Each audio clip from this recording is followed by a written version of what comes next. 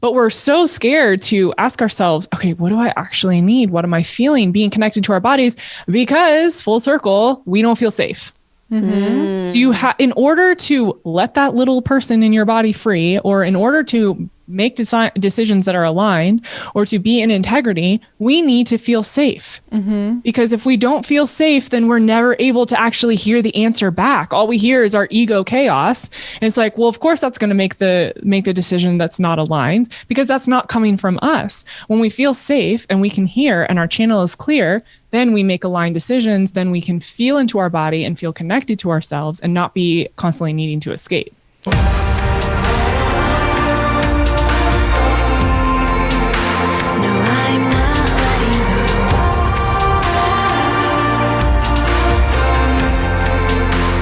Hello and welcome to another episode of Goddess Hangs. Episode 27. Woo! We're laughing because we've messed it up 3 times in a row, but we're sticking with this one. I'm Sadie. I'm Juliet. Obviously. And for the second week in a row, we have a really incredible podcast guest. We have KELLI TENNANT on the show today. You might know KELLI TENNANT because she is a top 50 podcaster. She facilitates some of the bravest conversations going on right now. She empowers women. She's all about feminine flow and just getting really in touch with your desires, feeling safe, going into your body. She's really amazing. Yeah, all of the yummy stuff we like to talk about, but I love this conversation that you're about to listen to with KELLI because it takes it a step further and into like pleasure and desire and like really digging it. Like this is the most goddessy episode we've maybe ever had. I think like. so. A true goddess herself. Yes. So without further ado, please enjoy our special guest today, KELLI TENNANT. All right. Okay. Well, we have a very special guest today on Goddess Hangs. Yes, we do. Ms. KELLI TENNANT is here with us. What's up? I'm so happy to be with you. Oh my God, we're over the moon that you're here. I don't know. So first of all, I think unless you are living under a rock, you've probably heard of KELLI because she is like taking the divine feminine bravery world, that's how I'm going to call it, by freaking storm. And we really look up to you. And I just want you to like introduce yourself to our audience. And like, we want to know your story. Like, please tell us what brought you to like where you are now and who you are now. And like, I don't even know how to ask it. I'm just so excited. Tell me all the things. I can tell you all the things. Yay! Well, thank you. So briefly, I grew up in Southern California, played volleyball at USC, was on a full ride scholarship, captain of the team, and then came down with chronic illness and had to stop playing after 2 years. I was bedridden for 6 months. And from that point forward, was sick for about 14, 15 years. And was misdiagnosed for most of that time. So I was originally diagnosed with fibromyalgia, which is sort of this mystery illness that they just give the diagnosis to anyone who seems to doctors crazy or like they have phantom pain and no one can figure it out. And so I dealt with that whole time. And in the meantime, after I graduated from USC, started working in television. So I was a sports reporter this entire time up until 3 years ago.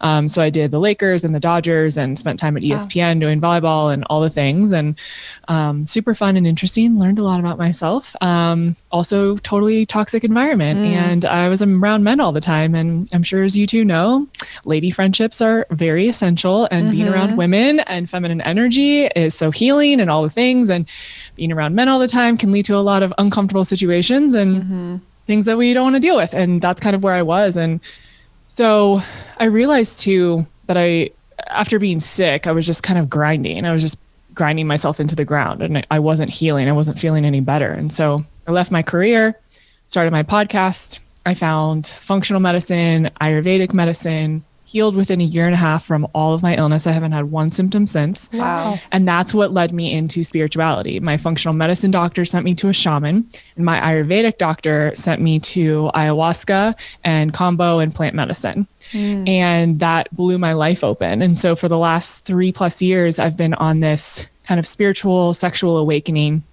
because as I awoke spiritually, this sexual aspect of myself came forward and it was like, hey, you have all these feelings and desires that you haven't looked at before. And so I got to like dive into that. And so now it's just been kind of this intersection of both of them and how they work together, and just really finding more freedom and play in my life, and letting go of all these expectations and rules that I had growing up, and trying to people please and control everything. And that's how we are here today. Oh my gosh. It's a journey. I know. Wow. I have listened to your podcast, and I know that you are so amazing at like helping women like shift away from this like good girl myth. Can we talk about that a little bit? Like I think growing up, like we think we have to be the good girl. And then like what is on the other side of that, like as an alternative? Yes, I definitely was the good girl. I mean, from a very young age, I was very perfectionist, people pleaser. And so I never wanted to disappoint my parents or my teachers. I was a straight A student. I was, student council this and captain of that, and was involved in everything, stayed up all night to do my extra credit homework. My parents thought I was a nut job, which I kind of was. But it really just kind of created this foundation for just doing what everyone else wanted me to do and living for them. And I think my mom passed away last year, and during like the process of her dying and afterwards, I realized how much of my life I was just trying to live up to what she wanted. And she lived vicariously through me in a lot of ways, especially being a sports reporter. She was an athlete. She loved sports. I worked with a lot of her childhood heroes. And so it was just like, how can I make my mom more proud? And the more attention I got and accolades I got and being on national TV and all of these things, it just felt like the more proud she was of me and that she could kind of show me off. And so it just seemed like everything I did my whole life was to be good and to fall in line and to do what I was told. And that led me to a point where I looked at myself in the mirror one day and I had no idea who I was or how I got there. I'm like, what is going on? I don't even recognize myself. And that's when I started to kind of pull things apart. And I was like, this doesn't make sense. This isn't actually what I want. And now I need to ask myself all the hard questions of what the hell I even want to do with my life and who I am, because I didn't even like myself. I was just like this robot living for everyone else. And so over the last few years, it's just been kind of this soul excavation, if you will, of who am I on a soul level? Who do I really want to be? Who do I believe I am at my core? And how can I be fully expressed in that? Making decisions for myself, not being so codependent on my mom or my partners to make decisions for me. And what does that look like? And it looks like a lot of freedom and play and orgasms. Like that's just what it looks like. So I'm here for it. Yes. I think it's interesting you brought up your mom, because I also have lost my mom almost 6 years now. And what I've learned through that process of like losing someone that, you look up to, you're trying to make proud and all of that, is like at the end of the day, the best way to honor that person is actually not to care about like the things they would have wanted to do, but to like live fully expressed, having the best fucking time of your life and doing all the things you want to do, because that person didn't get to like carry out the rest of their days doing that, or maybe even, while they were alive. So that has been a huge push for my personal journey of like, well, I'm not going to sit around and boohoo at my 9-to-5 office job anymore. Like, what kind of way is that to like honor the life of someone that like I was so close to and loved so much? So that's, I love that. I love that. I love that because, something that came forward for me when my mom died was I felt like we were almost like the same person, same soul, but she was the version that made one set of decision, and then I was the version that made the other set. And it was kind of, to me, it feels like she didn't have the opportunities and the resources and the willpower to make the decisions I did, and I did. And so I took this other path. And so it was such a humbling experience when I thought about it, because I thought, wow, she had very little to have self-awareness, to do the work, to really do the soul excavation. But she provided me with a life where I would have the resources and the abilities. So I got to do so many of the things and continue to so many of the things that she never got to do. And I feel like, I talk to my mom every day. She's very present in my life, and I ask her for guidance, and I feel her presence all the time. And it's just so interesting because I can feel her with me on this path. And I know that she was very witchy and very intuitive and very in this space, but didn't know how to do it. right? She didn't have the resources or the community or the support to go into that and to really ask for what she wanted and to explore her desires. And I do. And so I get to kind of do that now. And she gets to help me from the other side, which feels so magical in so many ways. I literally have the exact same relationship with my mom. Love and it. like she, you know, like I'm from like a Catholic family. So she was the first one to start, like, she became like a Qigong healer and like meditated all the time. And like, I'm also from a very small town in Wisconsin. So we all thought she was nuts. Like, what are you even doing? And she'd tell me about her vision. So she was like trying to step out. And it's like the same thing. Like, I'm like, oh, my mom was like a psychic witch. And I didn't recognize that. Like, how fucking cool was my mom? But now we get to be like psychic witches together. Totally. That's so rad. I know. I thought she was crazy all the time because, you know, mother's intuition is real shit. Yeah. But she would have dreams about things before they happened. Mm-hmm. She would have feelings when something was happening in my life. I'd be at college and she'd call me the next day and she'd be like, what happened? And I'm like, how did you know? And I wasn't woo-woo back then. So I thought she was kind of, you know, a little weird. And now I'm like, oh my God, you had so many gifts that we didn't even tap into. I had the same thing. I like was like, thought about it, but I was like, no, like I just got that cute, crazy mom. I'm the one with the crazy mom, but in a fun way. Yeah. Well, something, since we're on the subject of moms, and I have a good leeway with this, something when my mom was, you know, in the process of dying and she talked to me about was that she wished she wouldn't have cared so much about saving every penny of her money. Like she wished she would have spent it more on experiences and traveling and all of this stuff. I grew up in a family that was very like, gotta save everything, gotta make it the traditional way. And my mom was always trying to do these odd side projects and stuff and whatever. But that really was powerful for me for the beginning of like recognizing that there was such a thing as money mindset work, and that like the way I was taught just wasn't like the way money existed in our lives. So I know you do a lot of work around like money and the feminine flow, and I think this is a good leeway into that. Like, I want to talk about money. Yeah, let's talk about money. Yeah, you know, my parents, we never wanted anything. Like, they really provided, and they were, you know, normal working people, and we grew up in a pretty small town, and it was a huge deal when they were able to build our house, and it was like a custom house, and it was this whole thing. And, you know, they paid for my club volleyball, which was probably a couple $100,000 over, you know, 10 years, which was crazy. But we were like normal. And so I didn't really understand money at all. I didn't really have any concept of like what was going on. And then in 2008, my parents lost everything. They lost their entire savings in the stock market. They lost their house. My dad lost his job. And I ended up supporting them for many, many years. And my dad even worked for me when I first started my podcast because he really struggled finding a job even that many years later. Wow. And it was really, really hard on our family. And I finally started to see what role money played. And there's the fear mindset and an abundance mindset. And I felt like when I first started out in TV, I mean, I was babysitting and working at Lululemon, and I was living on my friends' couches and, you know, barely getting by. But I didn't have a lot of fear around it. And then as I started to move up in TV, I made a lot of money, and I believed that I deserved to make money, and I asked for more money, and I knew what the guys that I was working with were making, and I asked for more because of it, and I got what I asked for. And so I have always been of the mindset to advocate for yourself and to not believe that you deserve less, and to not also have like this fear around it.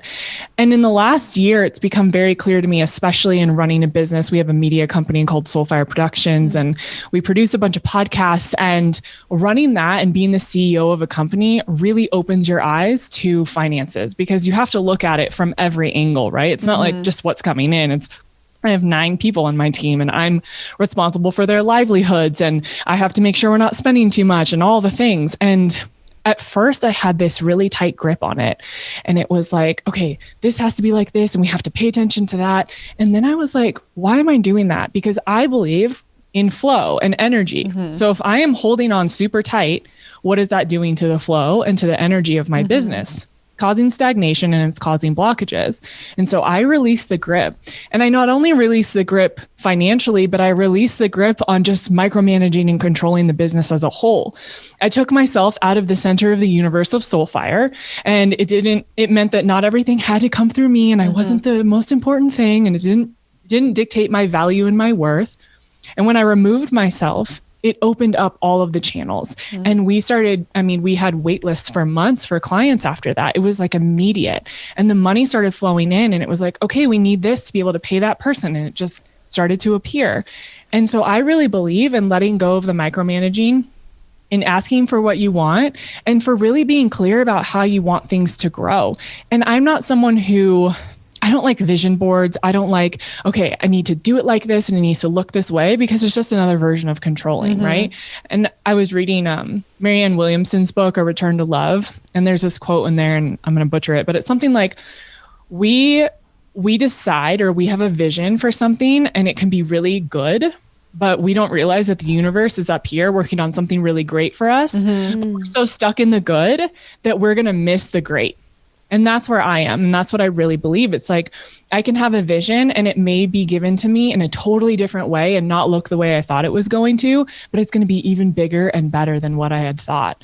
And so really just releasing control and allowing things to flow and asking for what I desire, not even what I want, because want is in control, right? It's like what I desire, allow it to flow in that feminine state, and take aligned action for when things are in integrity, knowing what is and is out of integrity. This feels aligned for the business. This feels like a fuck yes. And this does not. And so we don't even go there.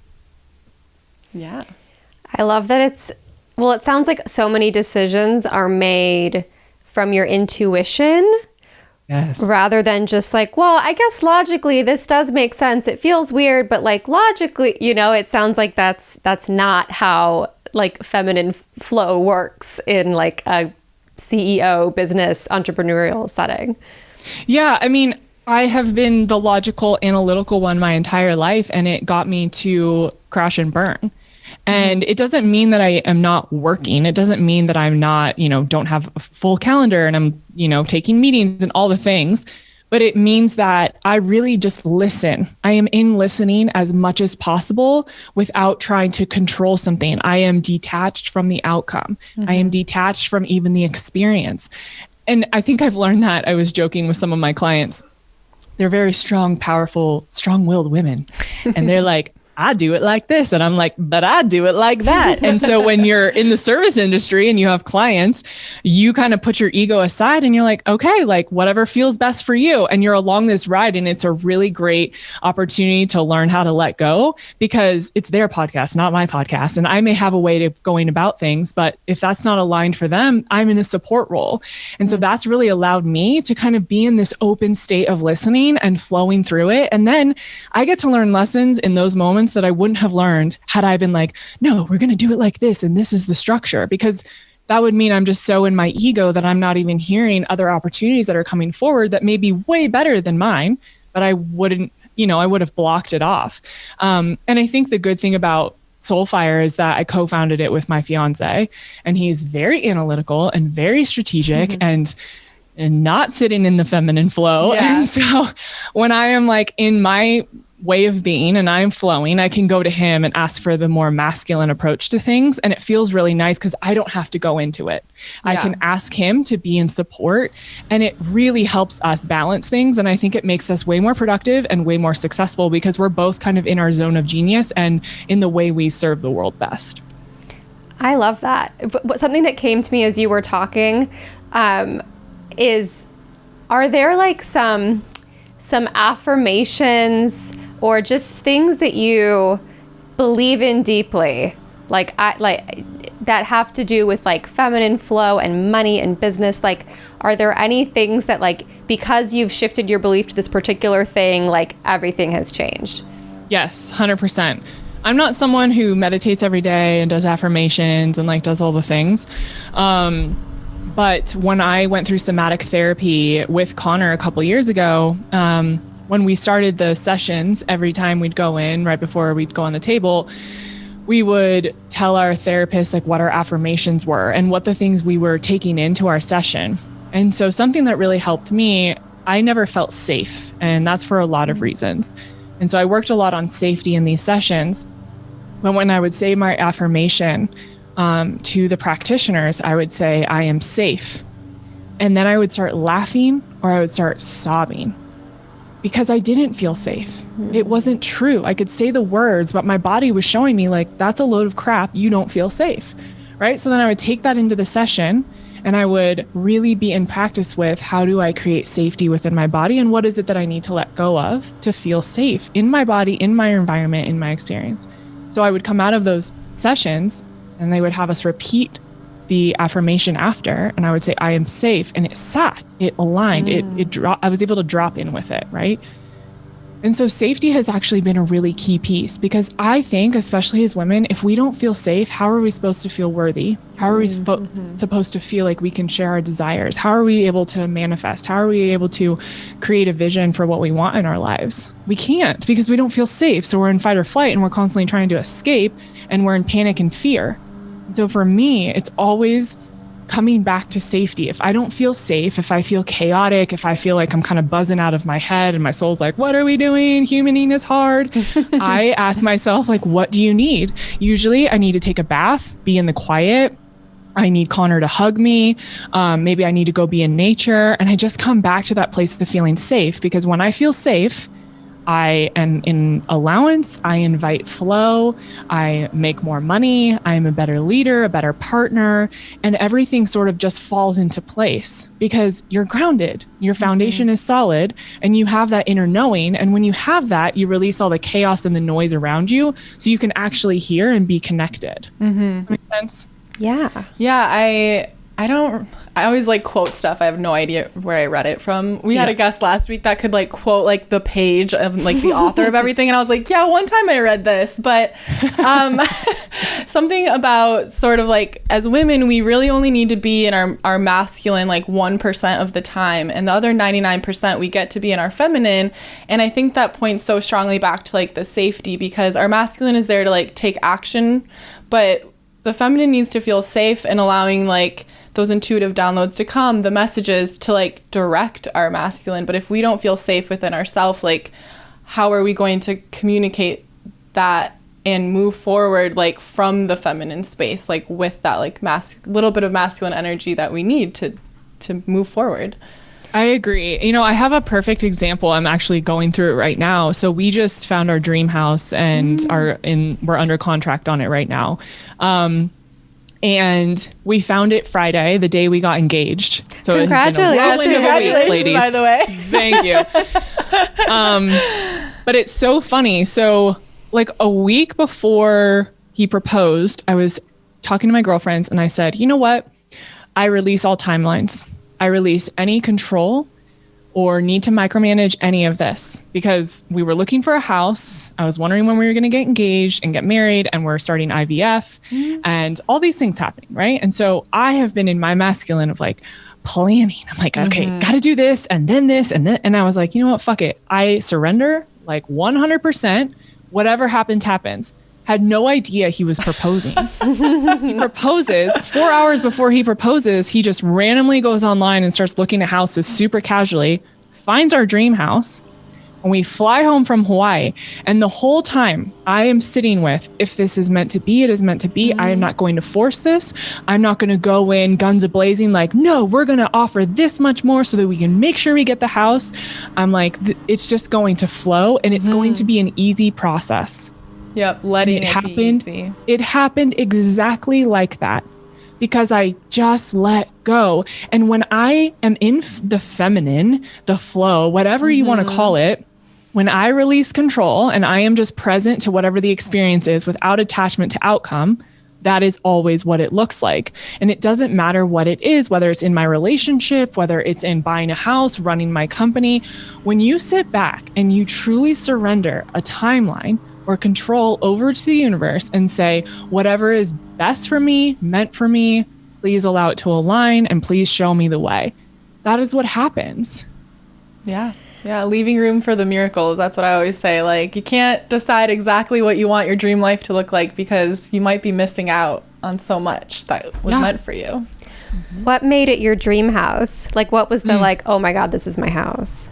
So many things. It was the size we wanted. It's in the mountains. It's on 3.3 acres. It has a detached studio and office. Connor and I both have podcasts, so that was a huge thing for us to be able to have our own studios. It has a huge kitchen area, views of the mountains. It's outside of the city. It's super quiet, and space to run for our dogs, and then room to grow our family there. So, I mean, it literally checked every box we had. Yay. So it was, talk about miracles. I was like, damn.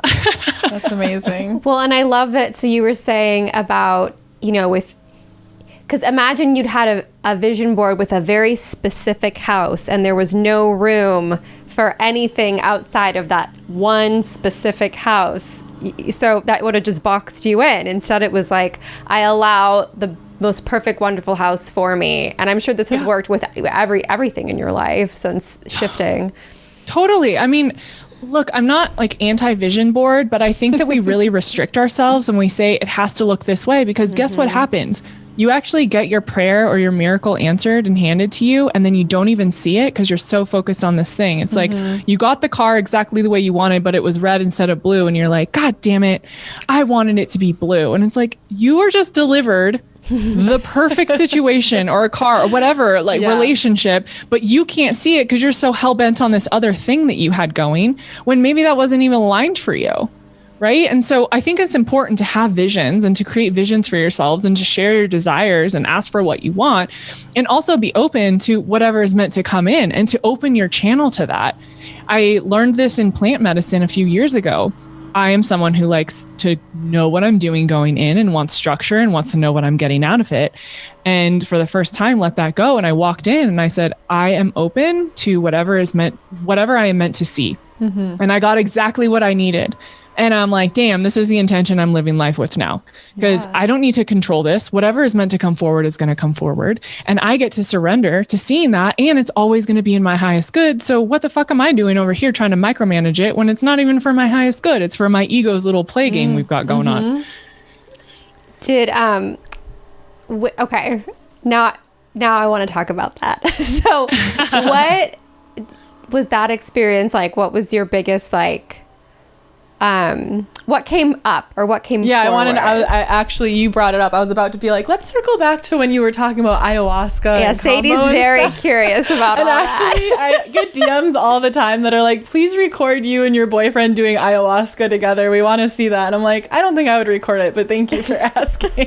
No, that's going to be a lot of, I'll talk about the experience afterwards, but I'm definitely not recording that. But I wanted to ask you, because you've dabbled in, it sounds like, multiple plant medicines. So what was like the most powerful for you, and what would you share about that experience? Yeah, I think it's a couple things for me. A lot has come forward. But I think two things. One is I like to describe my experiences as getting the missing puzzle pieces. Because it feels like so much of my life, I was kind of just this like hodgepodge of things. Like nothing made sense. And then I went into plant medicine and it was like, oh, there's that piece. Okay, now that makes sense. Okay, oh, there's that piece. Oh, right, childhood. Oh, yeah, now I get why I act this way, or now I know why I feel about certain things in this way, whatever it is. And so it just helped kind of like put me together in a lot of ways. The other thing that I think has been really profound is just this level of humility. And I had this experience in my second weekend of ayahuasca ceremonies at Soltara in Costa Rica, which I highly recommend if anyone's looking for a place. But I had this experience where it was a past life and I was face down in my own filth. And I was basically like chained in this cage. And I was, in terms of society and levels of human, I was the lowest of the low. And people were walking by and they were spitting on me. And I was screaming out like for someone to save me. And I ended up calling one of the facilitators over because I thought I was going to die. And he comes over and I'm holding on to his ankle for dear life. And I was like, Matt, I know I'm not going to die right now, but I need you to tell me I'm not going to die. And he's like, Kelly, you're not going to die. Everything is okay. And I talked myself through that experience. And what I learned in that entire thing was humility, because so much of this life I have been spending trying to show people that I'm better than them because I want people to think that I am the best and I'm important and I have value. And so one of those examples was when I worked in television. When I covered the Lakers and the Dodgers, I could go anywhere in the stadiums and everyone knew who I was and I was so special and important. I didn't have to have a pass. I could literally go wherever I wanted, right? And so that made me feel really special and better than, and that was important to me. And I would go to other stadiums around the country when we traveled and people didn't know who I was. And so I'd have to wear my pass and I would throw fucking adult tantrums like such a little brat. And I knew it was wrong, but I didn't understand why it was such a big deal for me. And it was in that ayahuasca experience that I saw what was going on. It was that I had been the lowest of the low and people had spit on me and I had been in my own filth and I was nothing. And so I chose to have an opposite experience in this life and be like, well, I'm better than you. And look at me and look at how important I am. And so it really brought me back to center and it showed me that I'm not better than anyone. No one is better than anyone. And we are all just energy and we are all just doing the best we can. And we're all souls having an experience that we're choosing. And so every single day, if I start acting like a little bitch or, have those feelings and patterns that creep back up, I remember that experience so clearly. And I'm often called, even now, if I'm microdosing mushrooms or anything like that, I'm often called to put my head down almost in child's pose and just have my head on the ground and just breathe and bring myself back.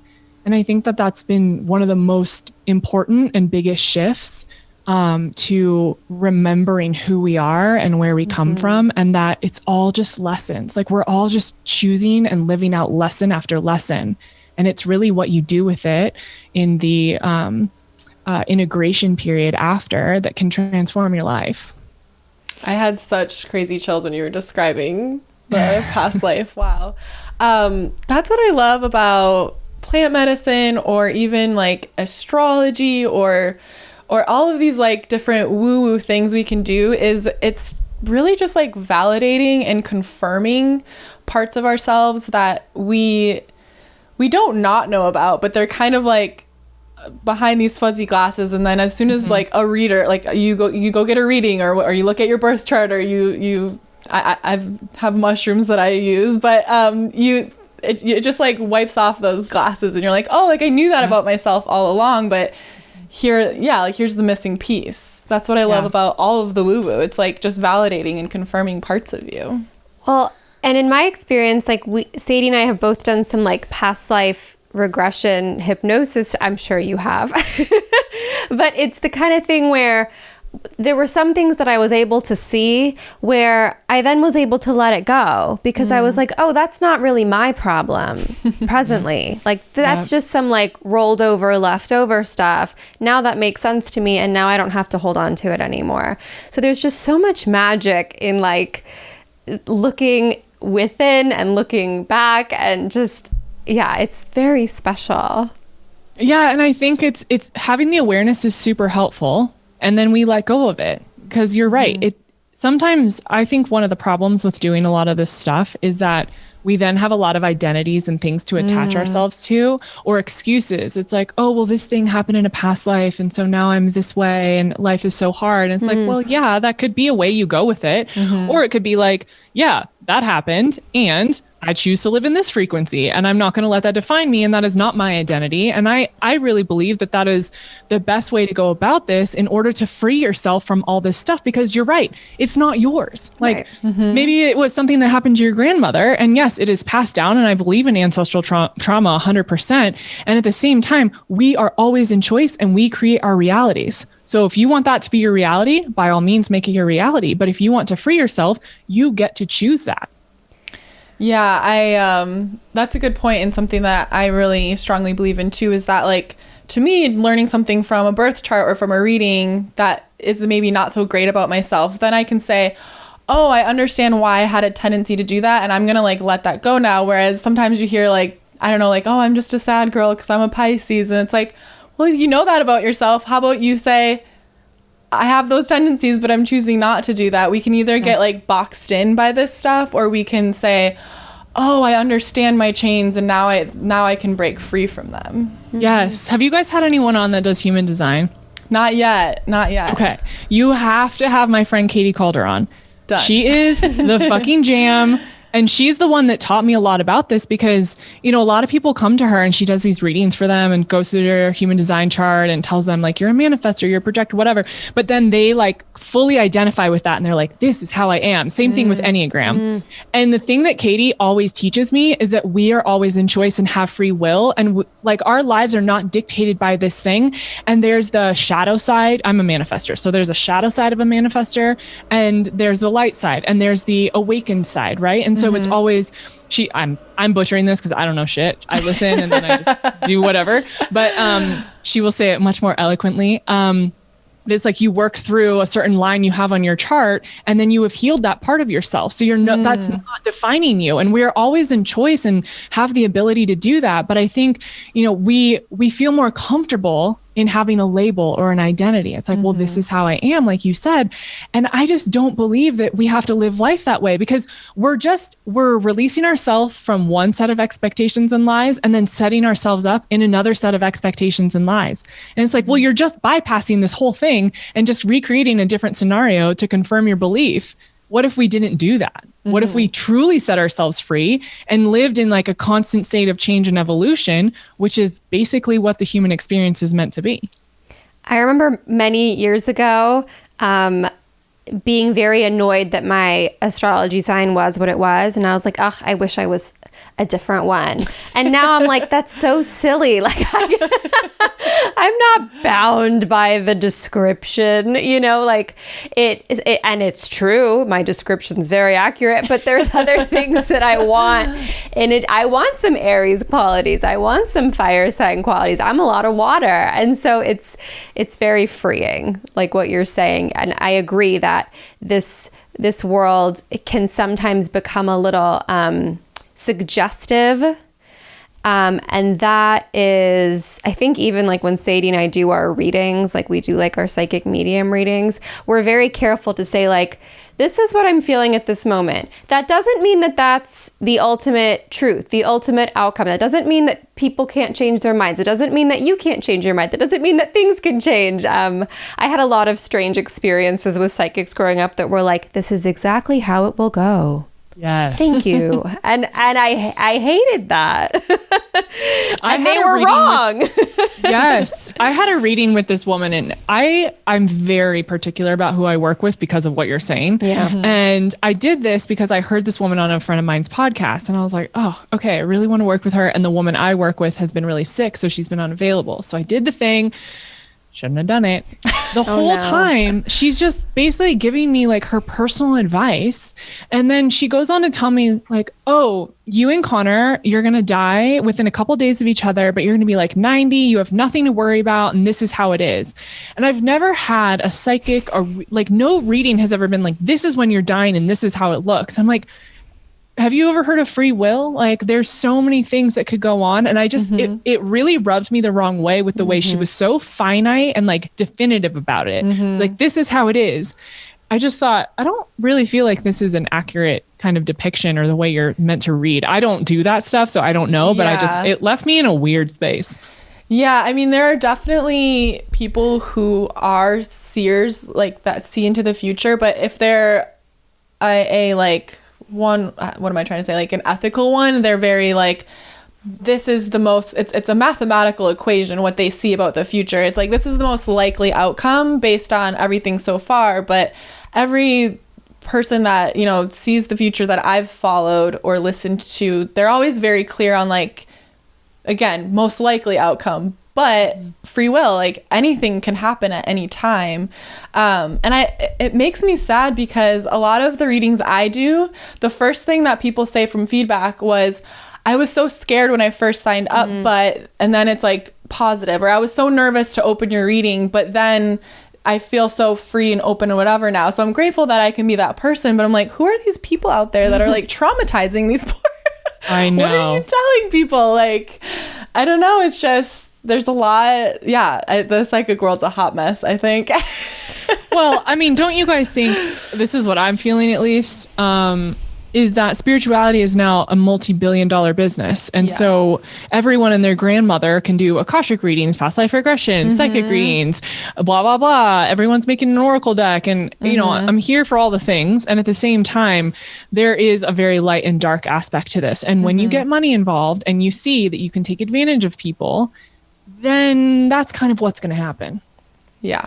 Yeah, I think it can be really easy to say, let me tell you what things will look like in 40 years. And then, then thank you for coming, you know? Yeah. Have a nice day. Like 40 years later, you're going to be like, I died sooner than that. Ha! Exit through the gift shop. Yeah. I live until 103. Give me my money back. So we're always really like very sensitive about that in everything that we do, because I also think like this is what we're here for, is like everything can get so like serious and there's this way to do it and listen to me.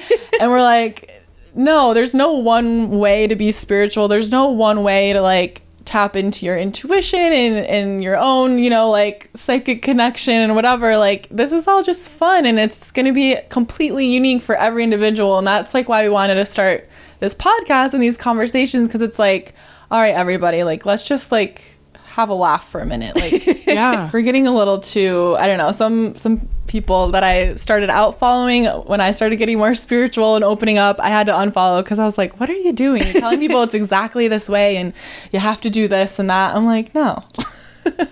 That's honestly been the biggest gift of being with Connor, because he was very much into the spiritual space, did a lot of plant medicine before we met. And then when we started dating, he kind of left it. And now he's in politics and entertainment, and it's like a whole thing. But his approach forever, even when he was very in the spiritual space, was it needs to be fun. Like if it's not fun and we're not taking it lightly, then what's the point? It doesn't need to be so serious and, oh my God, I'm so affected and blah, blah, blah. Like, yes, there are going to be hard moments, but we don't have to live in that. And I think that's where we get lost. It's like, oh, I can't grow or have awareness or get to this next level. The up level is so important. The ascension. So I must be this way. Yeah. Ascension. God, so many bad words out there. But it's like, no, we're meant to, I believe that as souls, we choose to come into our human bodies to fucking have fun. Yes. And to play. And to like taste pizza and have sex. And it's like that movie Soul, the Disney movie. It's like when they taste the pizza and it's like, oh my God, it's so good. Because when you're a soul, you don't taste the pepperoni and the cheese and the greasiness. Like we came down here for a reason. Why are we going to create more suffering? It's like we choose to suffer. That is a choice. Yes. And there are moments of, yes, grief and sadness and hard things, and where we're like having our awakening and dark night of the soul and all the things. And then we get to choose something else. I really believe that. Yeah. I really think our everyone's, you know, divine purpose, as I call it, is to like live how you want to live and like have fun. Like fun, my personal like number one in every day is like, I gotta laugh. Like I gotta laugh. I gotta goof around. That I want to have fun every single day, and I do that. But yeah, like spiritual. I don't know. I've had people too. I'm like, this is what I do, and they're like, oh, so like you're a vegan that doesn't drink or do anything fun, and I'm like, what? When did I say that? That's what woo woo people are to you? Like it's so funny to me. Like the outside world sort of looks in at what this is. And I'm like, no, that's not what it is at all. Speaking of fun, tell us about your encounters with UFOs. Oh my God. Haven't had any that I am consciously aware of. Beg. Connor gets really mad at me. We go out into the middle of nowhere. We were camping in Moab for 3 days off the grid, and I swear to God, I was praying to the aliens to abduct me, because I've had a few times. So I have two aliens, extraterrestrials, whatever you want to call them, that are my guides. So I have like my spirit squad that I call them.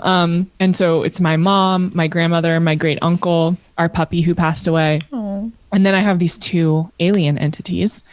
And they never speak to me, but when I've done some hypnosis as well as mushrooms, they come in and they're on either side. They're gray. They're so friendly, and they're just there, and they're like holding me.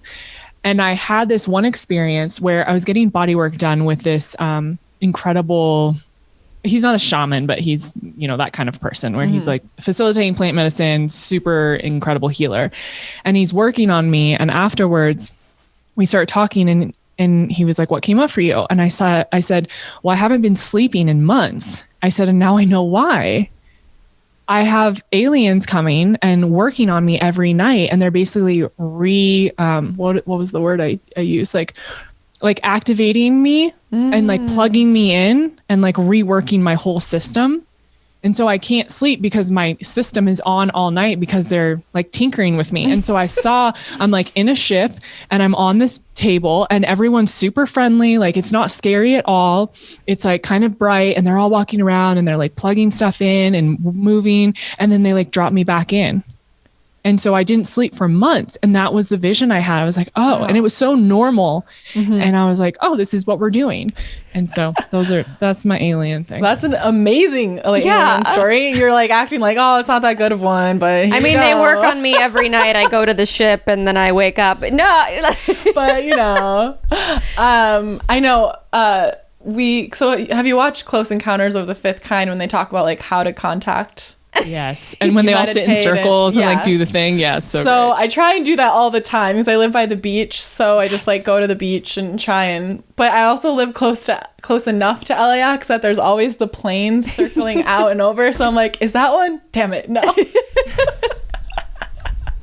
But I'm out there trying. I mean, it's only a matter of time, right? Yeah. Katie Calder, the one I was talking about earlier, we talk about this all the time. I really believe that the aliens are among us already and have been for a long time. Yeah. I just don't believe that most people can see them. But I think you have people like Elizabeth April who are talking about these encounters more and who are bringing more awareness around these extraterrestrials and how they are supportive and how they are protecting us in a lot of ways. And of course, there's like all the shadow side of it and, dark entities or whatever who are out to demolish us. I don't know.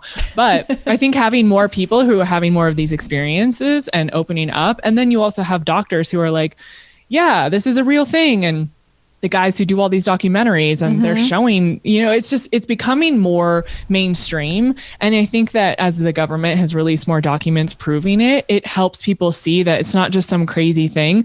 How on earth, no pun intended, do we actually think we're the only living beings? Like, get fucking real. I know. I was like, ever since I was a kid, I was like, do the math. We live in an infinite universe. It's not statistically possible for us to be the only planet in an infinite universe that has life. That's insane. That's how self-obsessed we are. We think we are so special because we have an Instagram. I want to know what social media they have on the other planets. The aliens have probably had social media and Instagram for so long and they're like, these motherfuckers think they're so cool. Wait till they see what we created.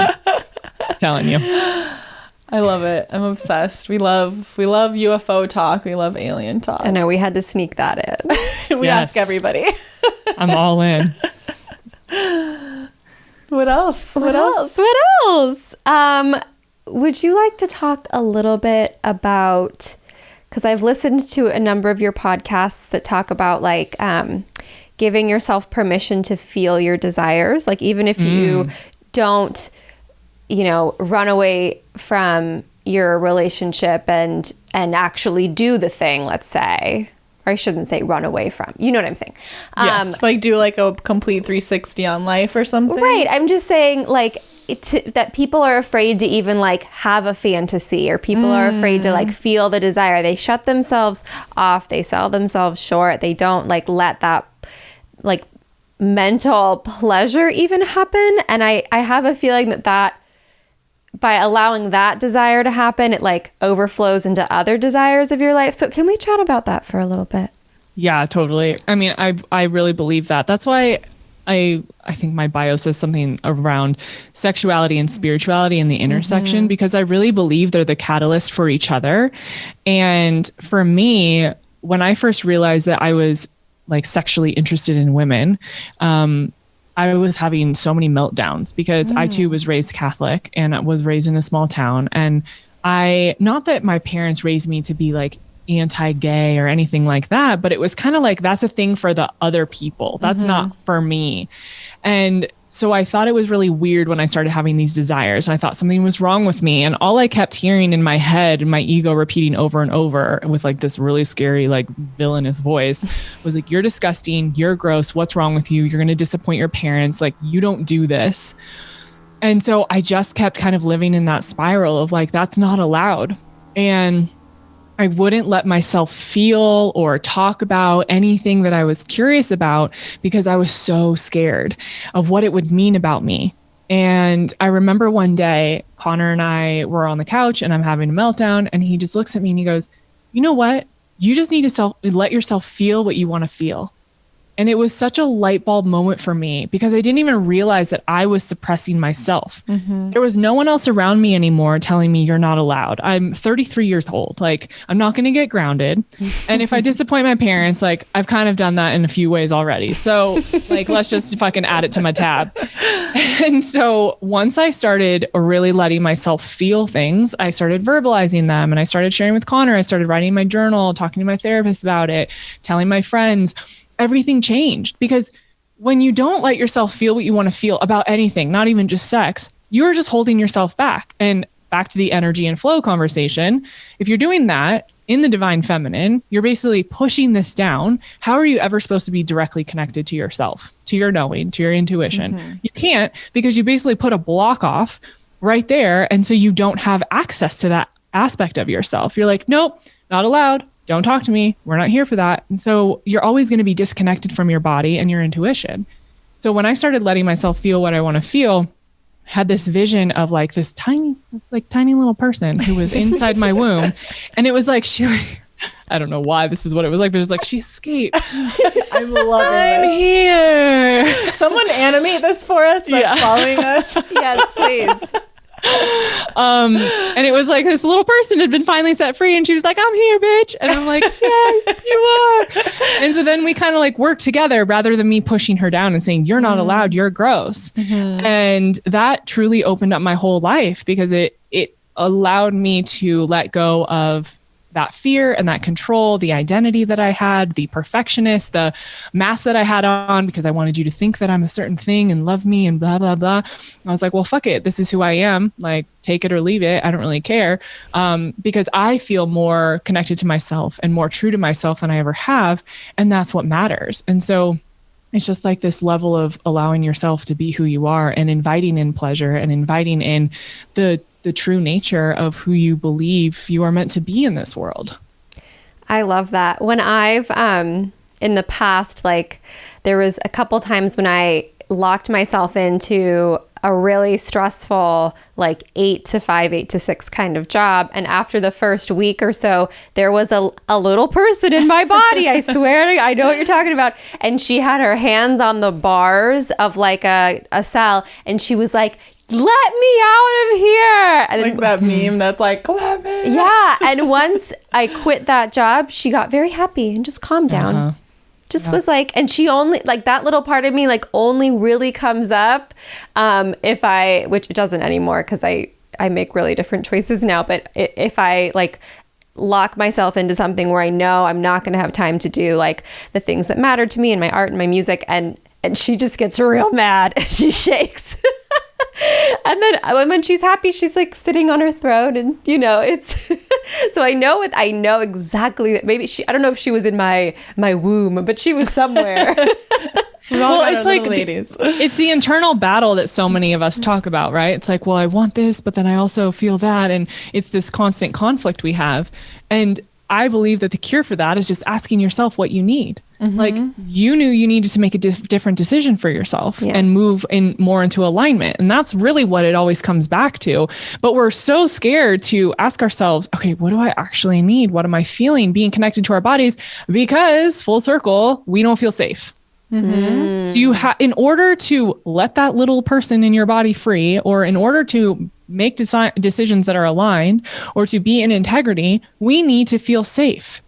Because if we don't feel safe, then we're never able to actually hear the answer back. All we hear is our ego chaos. And it's like, well, of course that's going to make the decision that's not aligned, because that's not coming from us. When we feel safe and we can hear and our channel is clear, then we make aligned decisions. Then we can feel into our body and feel connected to ourselves and not be constantly needing to escape.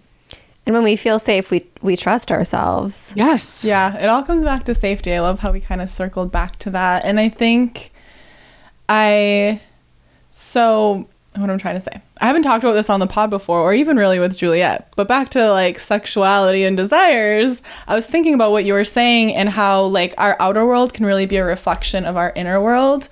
And I remember I was like the typical girl in college that was experimenting and like, maybe I want to hook up with girls, maybe I want to hook up with boys. But I felt like so like I had to like be so secretive about that with like my friends. And they would see it, but then there was like a judgment and like a like really like and like a kind of like gross like whatever. And then now later on, as I've talked to them about that part of me openly, they're like, cool, yeah, fine. So it was so like I felt like I was weird and gross for wanting to just do whatever. And so I was trying to like hide it and be secretive, and I had that reflection in my outer world. And those same people, now that I'm like, yeah, like that's how it was, that's how I am, it's no problem, and there's no judgment there, and there's no like weird funky energy. So it's such a testament to like just speak up to yourself about what you want and like do your thing, like it's cool. And if you feel like that judgment or that funky energy is around you, like really turn inward and like, what is that triggering in yourself, and how are you looking at yourself when it comes to like this thing, which might be sexuality or other parts of your life. And when you do come forward and share your truth or whatever your experience is, and people don't receive it well, and they're not fitting into your life with new boundaries or new experiences, then they get to go, and that's okay. It's one of the biggest questions I get, because so many of the girls that listen to my show are so scared that they're going to lose their friends and family, and that people are going to think there's something wrong with them for whatever it is, whether it's sexual or just having your awakening or just becoming more self-aware and doing the work. They're like, well, but I'm going to lose everyone. My first response is, you're not going to lose everyone, but you're probably going to lose some people. Yeah. And it doesn't make you right and them wrong, or vice versa. It just means that you're no longer aligned, and maybe you join up again later. I've had a lot of listeners who were listening to the show when I first started, because I was talking about chronic illness and autoimmune disease and healing with alternative medicine. And then I took a sharp right turn and started talking about threesomes. And they were like, yeah, not here for this. And then they came back a year later and they're like, yeah, you really triggered me, and I didn't want to be around you, because actually I'm into women too. And I was really scared they're to like, admit I that. want that too. Yeah. And so then they come back and they're like, thank you for being a mirror and reflecting this to me. I just wasn't ready then, but I'm ready now. And I think that happens in friendships too. It happens with family. It's like this new unknown thing. People don't know what to do with it. And sometimes some people just need a little more time to adjust and accept, and it's not what they were expecting. And I think that we can all just show each other a little bit more compassion and understanding and grace, because it can be a little unnerving and uncomfortable for everyone involved, the person who's going through the thing and the person who's witnessing it. And I think we just have to respect everyone and where they are. And if it doesn't align at the time, then like no love lost. It's okay. Yeah, it's okay. And a lot of the times, I think people care less than you think that they're going to care. We build it up. Like people are like, oh, okay. Or they're like, I know. I had a friend be like, yeah, I've known for a long time. And I'm like, fuck you. Why did you tell me? I was dating my boyfriend for over a year when it came up, and he was like, Sadie, obviously. I was like, oh. That's what Connor said to me. He was like, you definitely have a vibe. And I was like, yeah. I was like, what does that mean? Yeah, what does that mean? He has bisexual dar. That's what I say. Oh my God. He always knows. I love it. I love both you and Connor. I love Politically Homeless. I love what he does. Amazing. And so what I love about, like, I follow you both, and I love you both as a couple, but not because of like all of the cute stuff you post about each other and back and forth. Like, I love you as a couple because you're both like so strongly like doing your own thing. And I would love to hear a little bit about like how you met and like where you were at in your journey and maybe how you've like grown together, because we get a lot of questions around like relationships and how to let go of old stuff, how to bring in the new, how to attract your soulmate or your life partner or whatever you want to say. Like, what did that look like for you? Yeah, so I found Connor because I was about to go do my first ayahuasca ceremony, and I was looking for podcasts about ayahuasca, and he had quite a few of them. And so I started just binging, listening to a show. And then my assistant connected with him to be on his podcast. And we started emailing, and then we started DMing, and I wasn't in a place to date. He wasn't in a place to date. We were both kind of doing our own things. And so we just started like chatting. It was really cool. And we connected over this ayahuasca experience. I had gotten back from it and I didn't really have anyone to talk to. And I was having a really hard time integrating. My body was like shaking for about a week and a half, which is normal, but it was my first time. So I was pretty overwhelmed. And so I ended up messaging him and saying, hey, is this normal? Like, can you help me? And so he really stepped up and was so supportive. And we've basically been together ever since. So he had been in a serious relationship and then was just dating around and like not looking for anything serious. And I had just come out of a really serious relationship. And I had just actually had an abortion and was just in a really, really bad place. And I had joking, I was like, I'm swearing off men. I'm going to just date women. I should have known then, you guys. That's what they call it. It's like when you're like, I don't want a boyfriend, then you meet the boyfriend. Totally. Exactly.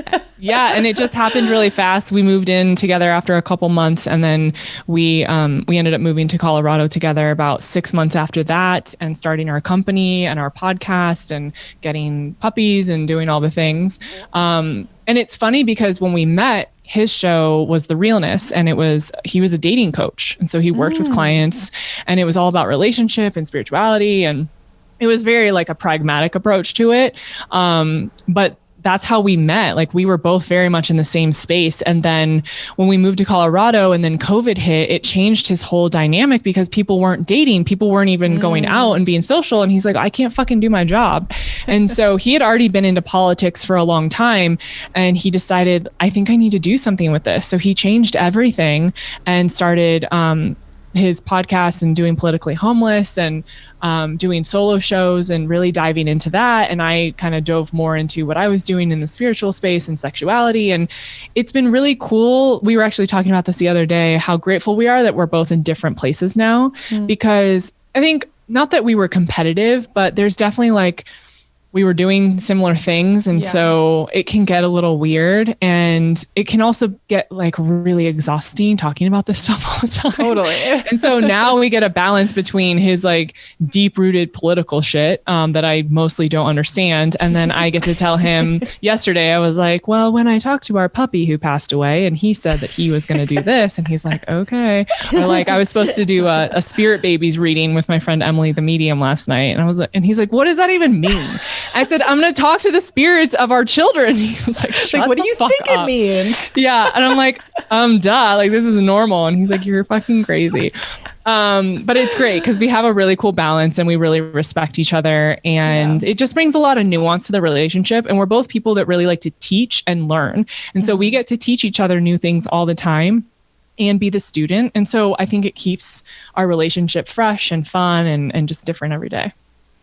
I love that. My boyfriend Victor is sort of similar in that, he'll come home from work and Sadie's sort of the same way. It's like, we're doing a spell, go away. Yes.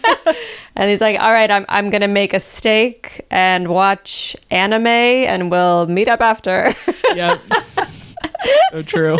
And I think that's a beautiful thing of like, you don't have to share I think there's this fantasy that we're going to have every shared common interest. And like, I think maybe we have 2 or 3 shared common interests, and the rest is we have our own, special lives. And it sounds like you guys are similar. Yeah, I mean, something I learned, I was super codependent and I still have those tendencies for sure. But I felt like my partner was supposed to be my everything and vice versa. And I realize now that that is the least healthiest thing you could possibly do. And I rely on my girlfriends so much. I don't talk to Connor about a lot of things because I talk to my girlfriends and he doesn't care. Like, he doesn't want to know about a spirit baby reading. He doesn't want to know like about half the stuff I talk about. Just like, I don't want to hear all the hunting talk and the political talk. And, you know, it's fine to a degree. And then I'm kind of like just zoned out because it's just not exciting for me. So he has friends that he goes to lunch with and they talk politics and they banter and do the whole thing. And I have my girls who, same thing, like we're doing, you know, seances and spells in a house in Tulum and, you know, just it's great. And we don't have to rely on each other to be everything because that's not a fair expectation of your partner. And we're meant to be in villages and be with other people and do different things with different people and have sovereign experiences and then come together. And I really think that that helps make you whole on your own so that you can be whole in a partnership rather than like, please fill me up and make me whole. That's not fair.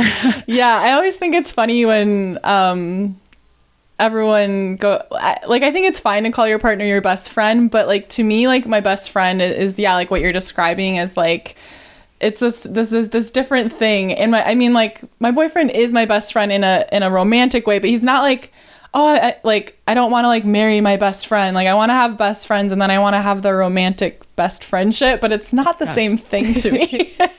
Agreed.